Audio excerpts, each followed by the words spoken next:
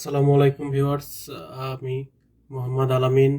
আমি আজকে আপনাদের মাঝে নতুন একটি ভিডিও নিয়ে হাজির হয়েছি। তো আজকে আমি আপনাদেরকে দেখাবো যে ল্যাপটপে কিভাবে আপনি ল্যাপটপটি খুলবেন এবং ল্যাপটপের প্রত্যেকটা পার্টসের সঙ্গে আপনাদের কাছে পরিচয় করে দিব। তো ভিউয়ার্স, এখন আমরা ল্যাপটপটি খুলবো। তো আমি এটাকে একটি শুরু করে রাখছি যাতে আমার ল্যাপটপে স্কেচ না পড়ে।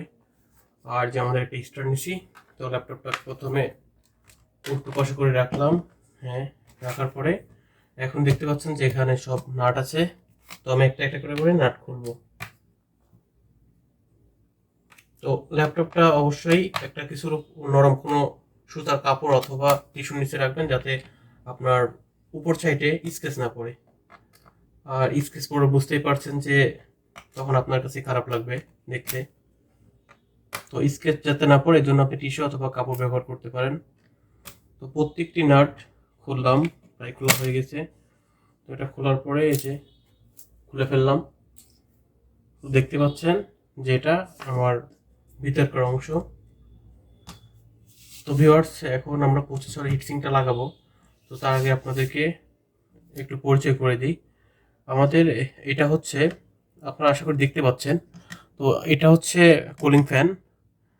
এই কুলিং ফ্যান লাইনটা আসছে প্রসেসর পর্যন্ত। তারপরে এটা হচ্ছে র্যামের দুইটা স্লট আছে। এটা হচ্ছে DDR4 র্যাম। তো এটা হচ্ছে র্যাম আপনি এই পাশে এভাবে চাপ দিয়ে খুলতে পারবেন। এই যে এটা হচ্ছে একটা র্যাম। তো এভাবে এটা লাগানোর নিয়ম সহজ, এভাবে দিয়ে শুধু প্রেস করলেই হয়ে যাবে। তো এটা হচ্ছে র্যাম। আর ল্যাপটপ খোলার পরে প্রথম শর্ত হচ্ছে আপনাকে প্রথমে ব্যাটারিটা খুলে ফেলতে হবে। যদি আপনি কোনো কাজ করতে চান, এমনিতে দরকার নাই খোলার।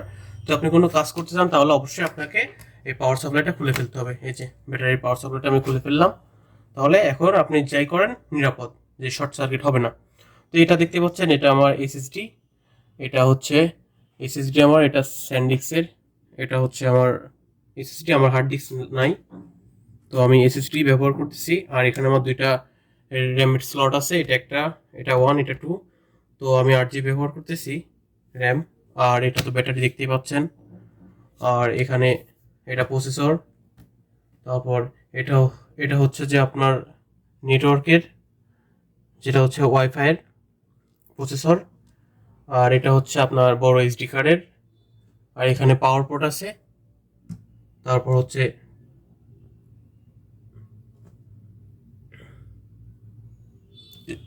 তারপরে যে এখানে দেখতে পাচ্ছেন দুটো স্পিকার আছে।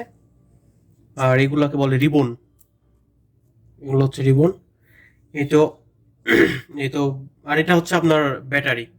এটা হচ্ছে আপনার এই ডিসি ব্যাটারি, যেটা হচ্ছে এটার কাজ মূলত হচ্ছে আপনার কম্পিউটারের ডেটটা ঠিক রাখা আর কি। ডেটটা ঠিক রাখার জন্য এই ব্যাটারিটা ব্যবহার করা হয়। তো এই ছিল আমাদের ল্যাপটপের পার্টসপাতি। তো ভিতরের অংশটা আপনাদের দেখালাম। তো আপনাদের কোনো কিছু জানার থাকলে অবশ্যই আমাকে কমেন্ট করে জানাবেন।